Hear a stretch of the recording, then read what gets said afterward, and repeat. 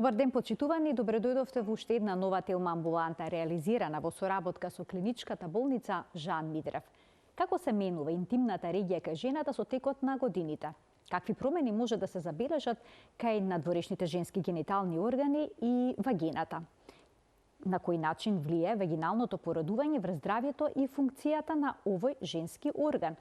Што е со периодот на перименопауза и менопауза, кога драматично се намалуваат нивото на женските хормони, како што е естрогенот, зошто доаѓа до вагинална атрофија? Постои ли начин за подмладување на вагината и воопшто на женската интимна регија? За естетската гинекологија денеска разговараме со доктор Виолета Николов, специјалист по гинекологија и акушерство во клиничката болница Жан Митрев. Денеска имаме една навистина интересна тема, затоа останете на телма и следете не по рекламниот блок.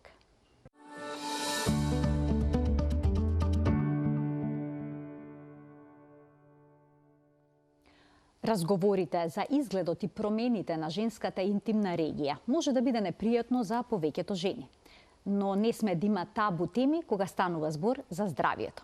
Токму денеска на оваа тема зборуваме со доктор Виолета Николов, специјалист по гинекологија и акушерство во клиничката болница Жан Митрев, со неа детално за подмладувањето на женската интимна регија и естетската гинекологија.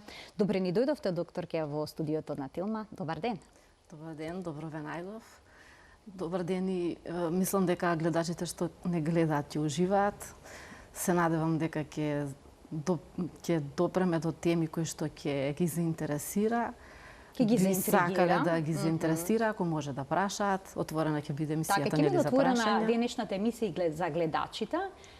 Еве, можеме и од самиот старт да ја направиме контактна. Почитувани од овој момент ќе можете да вклучите и вие со прашање, но сепак би препорачала првиот дел од емисијата да го проследите со внимание за да сватите за што точно зборуваме, бидејќи границите, кога станува збор за гинеколошкото и сексуалното здравје кај жените, се поместени. Денеска има една актуелна нова гранка во гинекологијата, наречена естетска гинекологија. Што опфаќа овој сегмент? Па самиот збор естетска гинекологија значи дека е сублимат од естетика и гинекологија, значи самите потреби за естетика.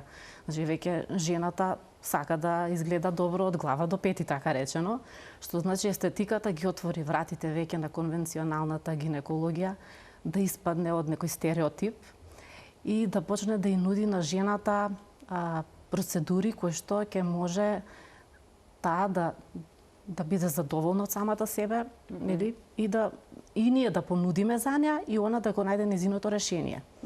Дел од потребите и решенијата треба да ги знаат жените, затоа треба да се дојде на гинеколог, да се праша, а естетската гинекологија нуди сосема поинакви решенија. Ќе зборуваме во текот на емисијата за сите решенија кои што може, за повеќето решенија кои што ги нуди естетската гинекологија, но ќе започнеме од почеток. Каков орган е вагината? Дали секогаш е доволно еластичен за да може да успешно заврши породувањето, низ него да помине плодот, односно бебето? Па породувањето е нормален физиолошки процес, значи целиот животински свет уствари се, иако е централно место породувањето, нели тоа си има наназад кога ќе видиме цел процес. Првен љубов, двајца, партнери, па да дојде на свет новиот член, да речем, во фамилијата, без разлика. Значи, нели, дали се работи за животни или луѓе, сега зборуваме, нели, за луѓе. Меѓутоа, породувањето е еден физиолошки процес, кој што, доколку велиме спонтано нормално породување, во моментов главниот орган за кој што зборуваме, вагината, е физиолошки, таа може да претрпи промени баш во тој акт на породувањето, кога плодот ќе може да помине по вагиналниот канал, да излезе надвор и после има одреден период кога вагината треба да се врати во својата првобитна положба. Прво породување, второ породување, трето породување, таа се враќа, меѓутоа некогаш претрпува и промени нормално. Друго е кога жената ќе роди по оперативен пат, да речеме царски, друго е кога ќе роди спонтано, нормално, вагинално завршено породување. Сепак и едниот начин и другиот начин си има своји предности, си има своји негативности, меѓутоа во овој случај самото вагинално породување прави одредени промени на вагината, од типот што можеби вагината ќе се врати после првото породување, после второто, третото ќе доживее намалување на тонусот на мускулатурата. Па жената ќе може во првите 6 недели, може и до првите 6 месеци да осеќа стрес инконтиненција, значи уринарна инконтиненција. Подмочување. Може, да, може. Не мора сите. Значи ова дека постојат нели ситуации кога може да се тоа случи. Но не мора. Најчесто младите ги плаши таа состојба и можеби и да не се расшири вагината премногу, иако таа се враќа до одредена положба, многу зависи од начинот на живот на самата трудница, нели, да речам. Незиниот хигиено-диететски режим на исхрана, пушењето, значи се пиењето вода, значи храната како таа се исхранува, се придонесува да самиот орган колку повеќе ќе му дадеш во пред и после, тој толку ќе служи, како да кажам. Значи нема да биде, може понатаму жената ќе рече имам проблеми со акумулација на воздух во вагина, значи може би има болни сексуални односи. Значи сето тоа може да биде компликација не само од породување, може значи текот на годините кога се намалува дури сврзно ткиво, потпорно ткиво, сите се тие фактори кои што придонесуваат за тонусот на вагината да биде ослабен. Докторке, понекога за време на породувањето се случува вагината да биде пресечена и потоа сошиена. Ќе остави ли тоа лузна и некаков проблем со незината функција, но и еластичност? Па конкретно таа рана, да речеме епизиотомија, стручно да кажеме, гледачите сигурно знаат што е тоа.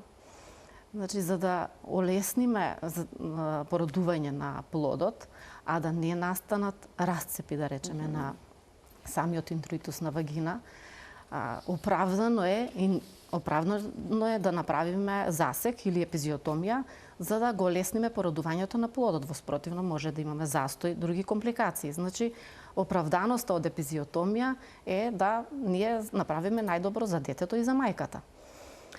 Сега понатаму вториот чекор е кога треба да се среди таа епизиотомија, може да биде идеална за време, нели, да се направи како што треба. Меѓутоа може да има и да не биде добро направена, па жената да има компликации, да биде недобро сошиена, па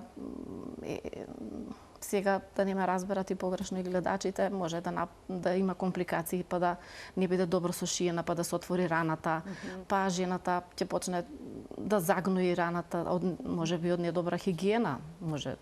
Значи сите фактори не само од медицинската страна, може од медицинската грижа била најдобро направена. Меѓутоа и пациентката, нели, како треба добро да се хигиената, да се прави на интимните делови, да почитува одредени правила, за да се биде како што треба. Меѓутоа, епизиотомијата знае да биде, бидејќи тоа е место каде што заздравува, треба да се залепат двете страни и прави тоа ткиво не е идеално како што непресечено ткиво. Има фиброза, знае да биде покруто. Така да сега веќе естетската гинекологија нуди и за тој дел, или да биде отстрането, или има понатаму ќе зборуваме за PRP, дека доколку со PRP боцкање, значи олабавува, ткивото омекнува и така да нудиме решенија веќе. А докторке, доколку бебето било големо за време на бременоста и породувањето било комплицирано, постојат ли зголемени ризици за последици по здравјето на вагината кај жената? Големината на плодот, кога зборуваме за големина на плод, веќе тоа е уште пред да се врши породувањето, многу е битно да се направи фетопелвични мерки за дали ќе се заврши породувањето вагинално или оперативно со царски рез. Меѓутоа, ако гледаме дека мерките се добри, значи и на фетусот и карличните мерки на мајката, и се одлучуваме за вагинално, значи нема големо, не големо бебе. Значи, идеални пропорциите било да се заврши вагинално спонтано породувањето и, како што кажав и претходно, значи самото породување си носи свое. Дали, значи, понекогаш не можеме да зборуваме за голем плод, Значи можеме да зборуваме за жената како го чувала своето тело. Значи како она се однесувала, дали пиела доволно вода, дали вежбала, значи мускулатурата, се има во каква кондиција. Не мора да биде породилниот објект виновен да вагината остане проширена или тонусот на мускулите да бидат ослабени. Значи таа треба цело време да инвестира во своето здравје. Така, но за време на бременоста се јавуваат и промени во пигментацијата на надворешните женски гениталии. Понекогаш се јавува промена и во самиот отвор кај вагината. Дали тоа се случува кај жените кои што се породиле со царски рез? Да, тие промени се едноставно самата промена на хормоните, бременоста, значи тие хиперпигментации се нормални за бременоста, а за завршувањето на бременоста тие немаат улога. А ќе се повлечат овие промени во пигментацијата? Треба да се повлечат. Некаде може да останат, ама не се толку јасни, толку изразени како што се за време на бременоста. Но се повлекува. Голем дел од жените после породувањето пријавуваат проблеми со сексуалниот живот. Тоа се однесува последицата, сето ова е последица на нарушената функција на вагината или на нешто друго? Па да, тука мораме да спомнеме, значи после породувањето сега доста се обрнува внимание и на психичката состојба кај мајката.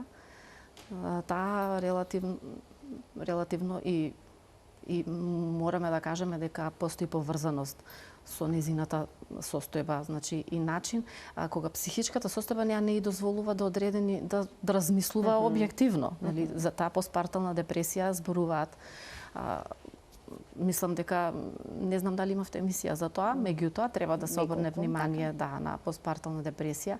И тогаш жената не е способна, значи малтене и за други работи да ги обавува, не само да обрне на интимните потреби нејзини, па на сопругот или партнерот за да зачуваат некој тек на добар, квалитетен, интимен живот. Меѓутоа, во првите 6 недели очекуваме после породувањето да се врати се во нормала до 6 месеци. Доколку има било какви проблеми, како што кажавме, и со тонусот на вагината. Тонусот на вагината, значи намалените сексуални сензации, тоа е се од еден орган. Значи тука естетиката може да помогне, така да младите мајки не мора да се плашат, било за тонусот, било за сексуалното задоволство, значи имаме било минималните инвазивни техники, бескрвни и крвни, значи може да го подобрат незиниот интимен квалитетен живот. Кај жените кои што се породиле со царски рез ќе дојде до промена во тонусот на мускулатурата на вагината? Тука веќе е индивидуално, иако самата земјина тежа, нели, плодот надоле кога тежи, значи тој карлично дно, значи нели попушта. Не можеме да кажеме дека тоа што она родила царски, па дека може да биде исклучена од некои вагинални проблеми. Значи повторно ќе речам, квалитетот на животот, како она го носи животот, како го негува своето здравје, така. Се препорачуваат ли кегеловите вежби да се прават во периодот после породувањето, пред породувањето или пак воопшто кај жената на одредена возраст, за да се зајакне овој дел од мускулатурата и да не дојде до проблеми со тонусот на вагината? Па вака сега, значи кегеловите вежби се наменети за зајакнување на мускулатура на карлично дно. Меѓутоа само тие понекогаш и не се доволни, бидејќи нема една вежба за сите жени. Значи не може, нели, еден модел за сите жени. Значи може моделот и да се менува. Значи не за некоја жена можеби 10 кегелови вежби се идеални и да вежба 5 пати неделно или 3 пати неделно, па ќе бидат доволни за друга. Друга можеби кегеловите нема да бидат доволни, па ќе треба да дојде на корекција за естетска за процедури од естетска гинекологија, па да да треба третман, PRP, хиалурон, малце да подкренеме бешика, па да или лазерска терапија за каде што покасно ќе проговориме. Меѓутоа кегеловите вежби се бенефит, од нив не може да види она ниту зло, ниту нешто контраиндицирани до сега. Значи вреди да се проба, да се вежба, но битно е да се знае кои се. Да, битно е да се знае кои се. Денес интернетот е отворен, можат слободно има да симнеш и на телефон, да си видиш вежби, значи вежби за мускулатура на карлично дно. И тоа е тоа. Може да се прават и вака додека зборуваме, додека седиме, во секој момент може да се изведуваат. Ќе вклучиме гледач во денешната Телма амбуланта. Добар ден.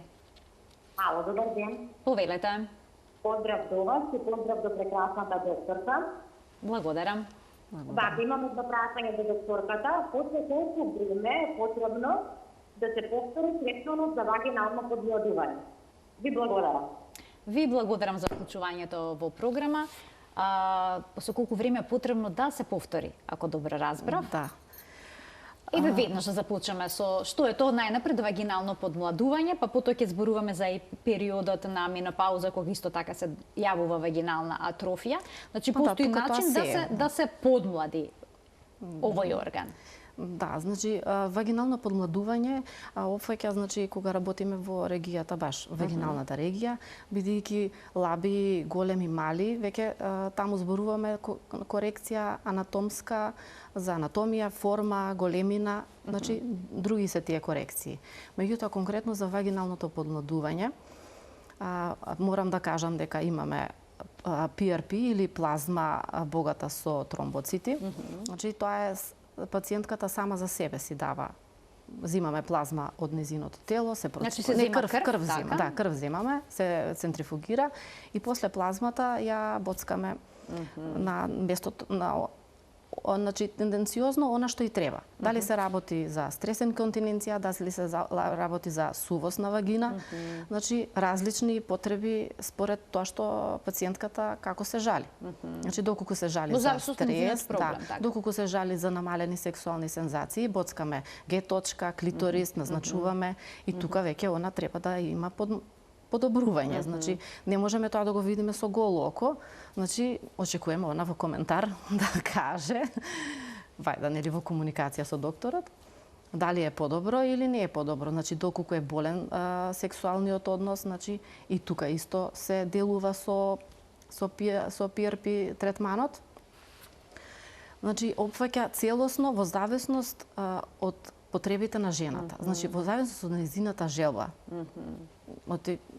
Нели не можеме да секој доаѓа заради различна потреба. Значи може да се истовремено, значи се користи во комбинација со хиалурон, значи затоа викаме филери да се исполни. Тоа како на лицето, за да се исполни на сличен начин се боцка. Да, само што на лицето го гледаш. Така. А ваму жената чувствува. Аха. Значи и колку често треба да се прават овие третмани за да првично, значи на 3 недели, 3 пати. Меѓутоа за одредена годините на жената значат и различен третман. Значи помлада жена, каде што очекуваме дека е во подобра кондиција, плазмата што очекуваме да добиеме дека ќе биде поквалитетна. Затоа кај постара жена која што е веќе во менопауза, можеме да употребиме плазма со активатор, значи за побрзо тие грофт фактори, за да побрзо тромбоцитите делуваат, значи го побудуваат буењето на сврзното ткиво, значи има разлика во годините, во менаџментот на самиот третман. Меѓутоа, по протокол, 3 третмани на 21 ден, по 6 месеци уште еднаш и после на година. Меѓутоа не се запира, значи еднаш годишно после инвестицијата си останува. Може да биде комбинирана со лазер третман. И се што е плюс, значи сега тука може да дојдат и кегеловите вежби, значи ништо нема контраиндикација.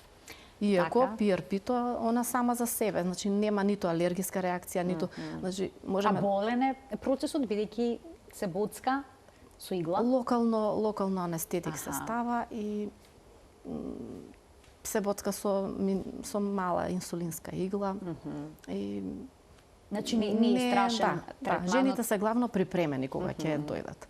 Оние што не знаат и вака леле, може ќе боли, да, ама тие што веќе знаат, веќе кога ќе сака жената да направи некоја процедура од естетска гинекологија, веќе е спремна, се прави преглед пред тоа, значи мора да се знаат кои се незините желби, која е можноста, која услуга ќе ја добие, во смисла дали тоа она што го сака е можно, типу некоја жените сакаат и некои невозможни работи, така да се најде една средина, нели нормално за да она биде задоволна.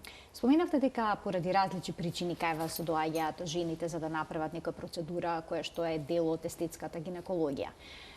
Има проблеми кои што се јавуваат во текот на перименопаузата и менопаузата, кога се намалуваат женските хормони. Што се случува со функцијата, со здравието и со изгледот на вагината во тој период?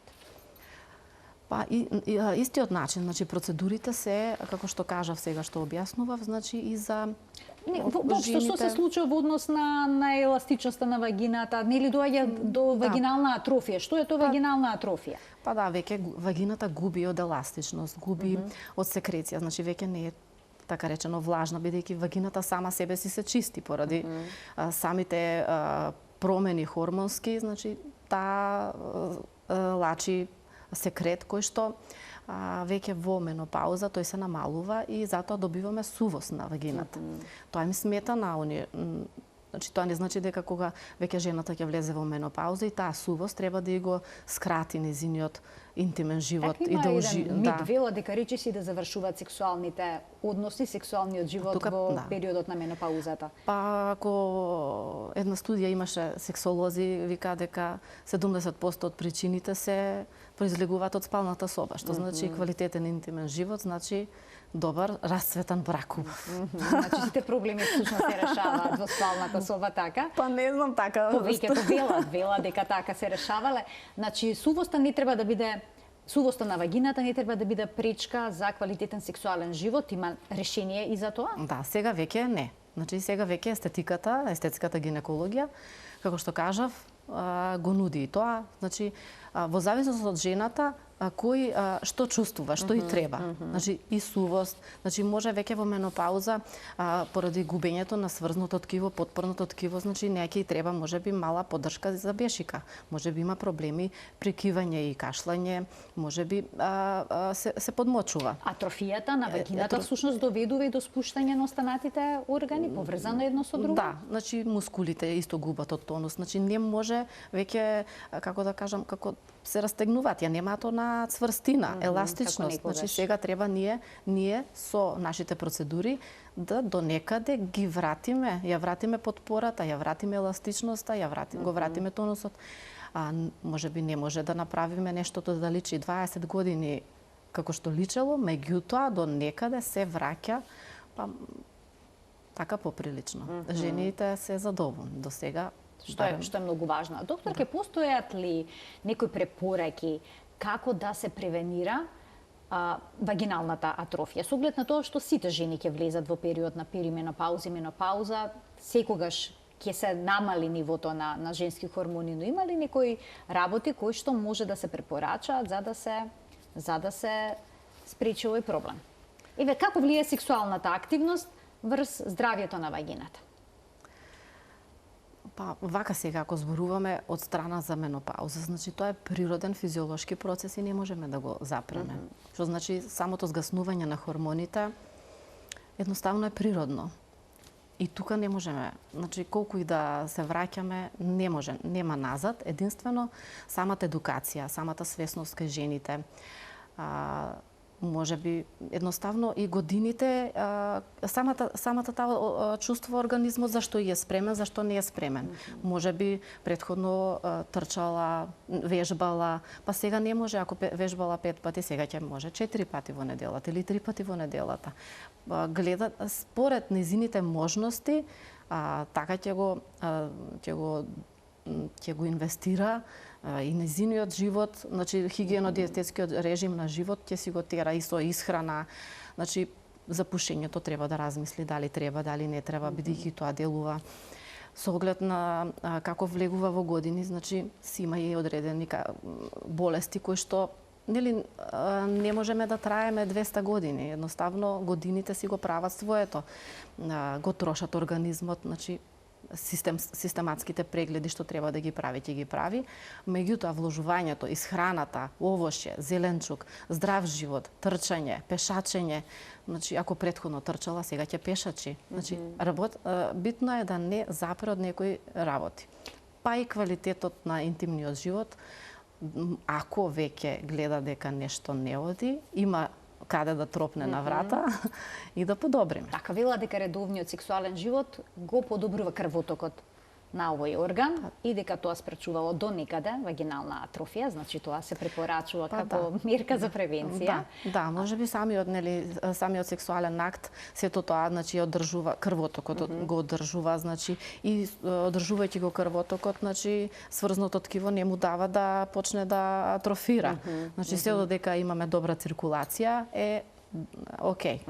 Значи циркулацијата е многу важна. А што е со оние креми што се земаат, што содржат естроген и обично ги користат жените кои што забележуваат вагинална сувост? Дали тие може да помогнат во подобрувањето и на тонусот на овој орган? Или само е локален ефектот во однос на влажнувањето? Па, тоа е главно топикално средство, значи локално се мачка, меѓутоа дека можеме да ги споредуваме маста со процедурите од PRP, лазер третман за вагинално подмладување, не можеме да ги споредуваме. Воопшто не може да се споредат. Како изгледа прегледот кога ќе дојде некоја жена кај вас и која што смета дека и е потребна естетска гинекологија? Што вклучува тој преглед? Вака сега жените, пред некој ден ми се јавува жена, значи таа уште не е дојдена на гинеколошки преглед и докторка, јас сакам да направам нешто од естетска гинекологија. Викам, добро, а што сакаш да направиш? Па нешто да направам. И викам, добро, дали за колку години имаш, дали имаш проблеми, почнувам, нели, првен изгледот, вулва, лаби, големи, мали, дали имаш проблем со анатомија, форма, нешто асиметрија, дали имаш на лабиите, па да правиме корекција на лабии. Викам, дали... Тоа се тие големи мали усни само? Да, големите и малите усни. И сега, ако, бидејќи ние кажавме таа група каде што естетската гинекологија може да помогне, таму тоа е надворешниот дел од значи тоа е вулвата, малите, големите усни, перинеум и со текот на годините може првично анатомијата на жената да не се допаѓа на усните. Така, денеска има достапни фотографии, има нереални очекувања жените за тоа како треба да биде нивниот изглед дури во интимната регија, па многу и млади девојчиња посегнуваат всушност по ваков тип на интервенции кога велат вака сакам, ама може ли како што се сака да се изгледа и во тој дел? Да, затоа треба преглед, нели? И почнуваш да прашуваш, значи првичниот преглед, дали ако исто така ако и наеднаш ослабела, се намалува телесната тежина, знае сврзното ткиво да се намали. И може големите усни, значи така да бидат висечки, да првично било се окей, меѓутоа текот на годините како го намалува сврзното ткиво или доколку е млада, а ослабе наеднаш, нема потпора, нема сврзно ткиво и сега ние можеме тоа да го направиме со филер да биде како што треба, како што она посакува или малите усни да ги коригираме, доколку има асиметрија и тие да се коригираат, значи доколку смета дека треба да биде изгледот потесен влезот на вагината, значи да се стесни влезот на вагината, иако и не само минимално инвазивна хирушка процедура, значи тоа го нуди првен и PRP со лазер, значи каде што нели самото сврзно ткиво кога треба да се поткрене, значи стеснува одреден простор. Така да имаме комбинација што можеме да правиме. Не сме од старт едно сме направиле, па немаме веќе што понатаму. Значи имаме што да понудиме за првен, зборувам сега за изгледот надворешен, а после веќе, доколку жената се пожали на одредени, да речеме, слабост на вагинален зид за подмочувањето, нели што зборувавме, или па болни интимни сексуални односи, или не намалена чувствителност во време на сексуалните сексуална чувствителност, значи може да биде исто дел од вулвата е клиторисот, можеме и тој да го како да кажам, да го зголемиме, значи делот со боцкањето. Така сензитивноста ќе се зголеми? Да, па кога ќе го зголемиме, ќе дојде тој до израз и на тој начин подобро ќе може да, нели, чувствата, сензациите, тоа ја води жената. Значи таа доколку се жали на намалена сексуална сензитивност.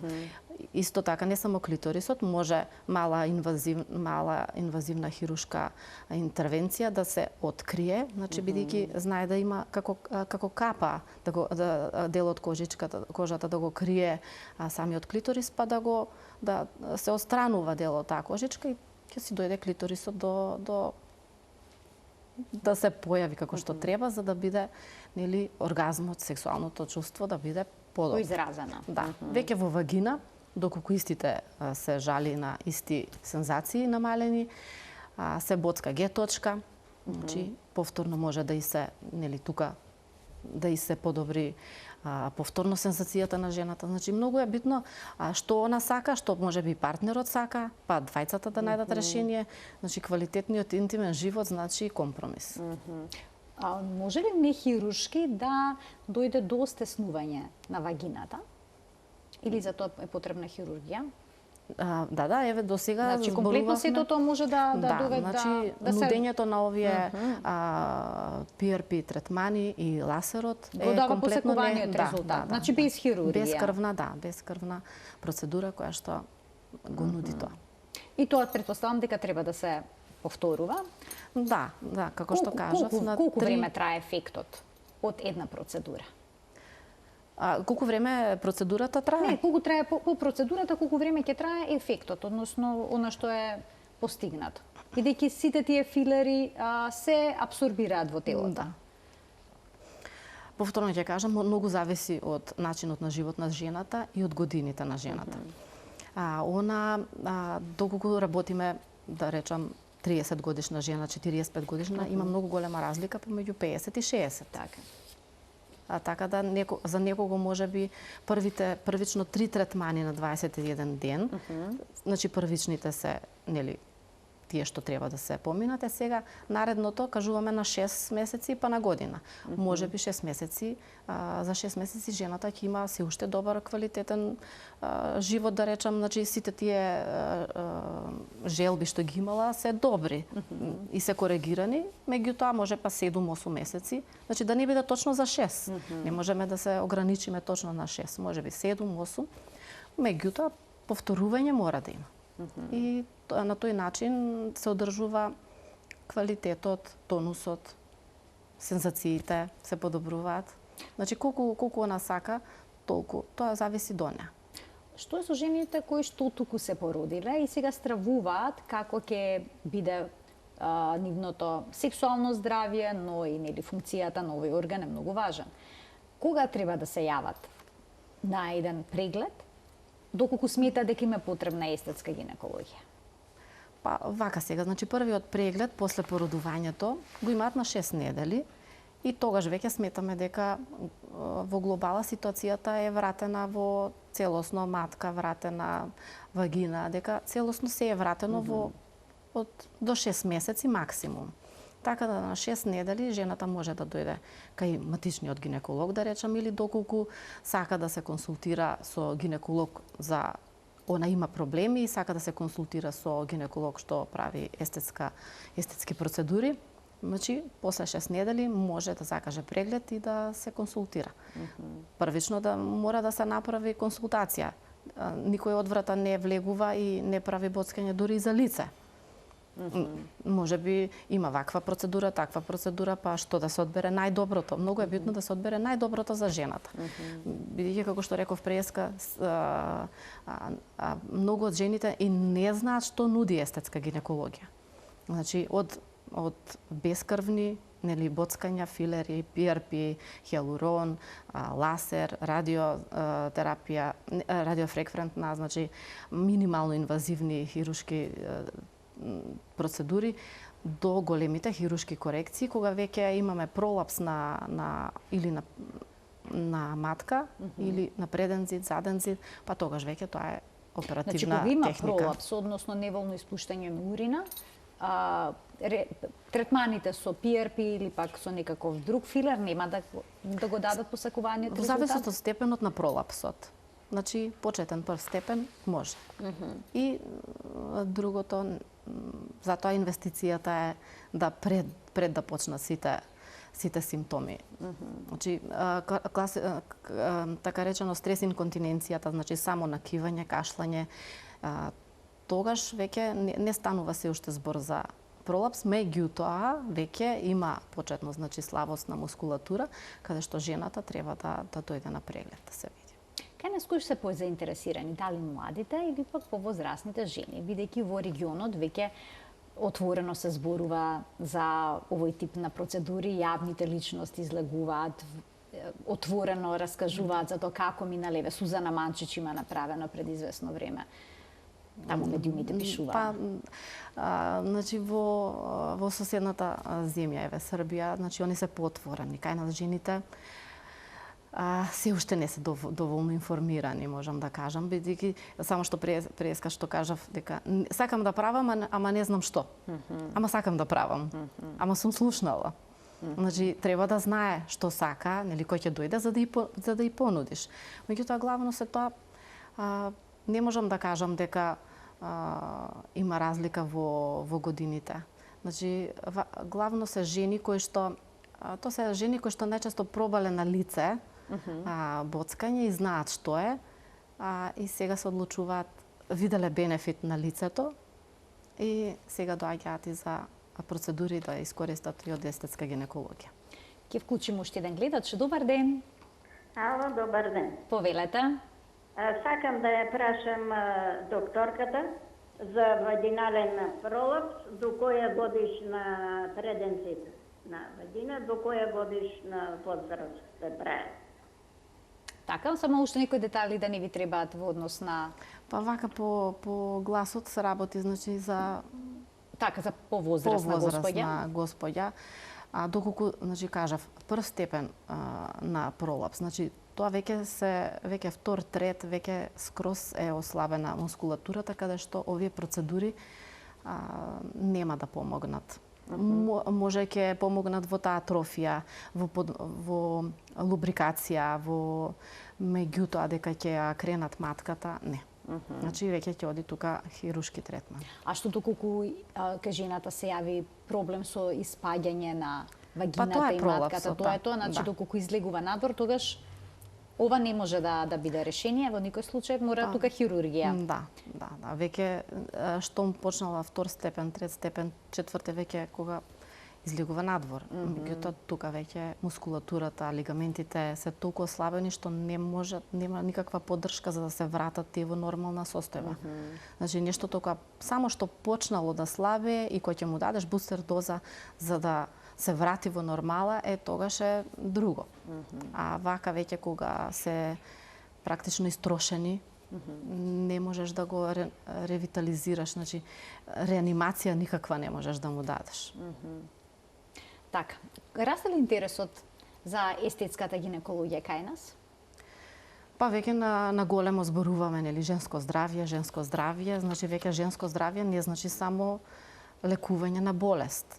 Сега веќе значи дека на жената и се нудат процедури за да стане таа задоволна сама од себе, да почне да мисли за нејзиното либидо, да почне да мисли за нејзините потреби, дека не треба веќе да ги ќути нејзините проблеми, за се има решение и дека со самото тоа што доволно е стрес инконтиненција да се реши и таа храбро ќе застане, значи нема да осеќа ниту еден момент на намалена самодоверба дека нешто ќе се подмоча, па дека треба да истрпи некој срам. Значи нема срам во прашањата, срамота е само да не прашаш. Доколку не си информиран, значи сега тие што се информирани треба да циркулира таа информација. Затоа и емисијава, нели, да ја кренеме свесноста на самите жени и за да знаат дека постои начин на решавање на некои проблеми за кои што можеби не знаеле дека се проблеми. Можеби намалената сексуалност за нив е нормална. А за партнерот да не е. И тука да доаѓа проблем. А можеме да го решиме тоа доколку сака таа. Така, значи има решение за има некои работи решение. кои што се сметало досега дека се без Да, решение. за кое што таа не треба да и биде срам за да праша. Значи, А имате ли искуство дека кај нас отворено зборуваат за овие прашања? Доаѓаат ли на гинеколог, ете, бидејќи имаат проблем со либидото, со сексуалниот живот? тие жени што влегле во канцеларија се малку во споредба со тие што ќутат. Значи треба да ги побудиме тие што ќутат. А тие што дошле веќе знаат дека има решение за нивниот проблем. Значи треба да ги најдеме тие што ќутат за да разберат. Значи жената кога ќе стане свесна за својата женственост, не е со првата со дефлорација. Значи таа ќе стане свесна за себе кога ќе стане свесна за своите атрибути, кога ќе стане свесна за својата сексуалност, кога ќе почне да реагира на чувства, на сензации, кога ќе почне да со својот изглед да биде задоволна само од себе и кога настапува така. Кога почнува да се врти кон себе, веќе почнуваат други проблеми. А кога веќе ќе има и други проблеми, дали е добро да се тропне на вратата кај психијатарот, па може би гинекологот и психијатарот заеднички да најдат решение за незиниот проблем? Да, тука нормално е, барем кај еден од тие двајца или кај сексолог. Или да, може и кај ендокринолог да отидат. Многу е битно да се знае па и поврзаноста меѓу самите доктори за да се упати жената кај што треба. Неретко и органски болести, значи било и инфаркт, кардиоваскуларни, диабет, значи сите тие органски болести придонесуваат на психичка основа да либидото се намали. Значи тука ќе дојде може на гинеколог, а треба да биде препратена кај психолог, психијатар. Значи тука може повторно има решение. Така, тоа е најважно се знае дека има решение. Доктор, ќе ви благодарам многу што бевте денешна гостинка во Телма амбуланта, што ги појаснивте основите и суштината на естетската гинекологија и решенијата што таа ги нуди кога станува збор за интимната регија кај жената. Ви благодарам на поканата. Се надевам првен дека жените, оние што ќутат да речеме, ја разбра темата. Се надевам, можеби не во мојата ординација, можеби во друга ординација, ќе побараат помош, меѓутоа битно е да знаат каде има решение за нивните проблеми. Така, да не молчат и да побараат решение за својот проблем. Да. Почитувани, ова беше уште една емисија, уште една Телма амбуланта, реализирана во соработка со клиничката болница Жан Митрев. Ви благодарам за вниманието со кое што не следевте и гледајте не редовно во редовниот термин емисијата 12 часот и 45 минути, 12 часот и 50 минути на телевизија Телма, кога заедно ги прошируваме нашите видици за здравието. Пријатно!